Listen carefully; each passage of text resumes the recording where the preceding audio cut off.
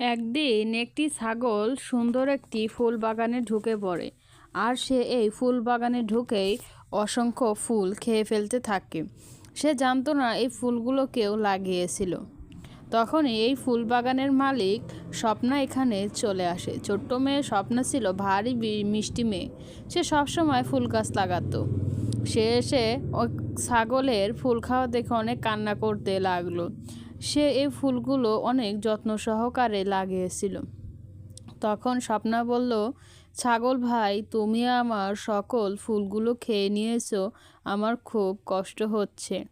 তখন ছাগলটি বলল, আমি তো জানতাম না তুমি এই ফুলগুলো লাগিয়েছো, আমার ভুল হয়ে গেছে।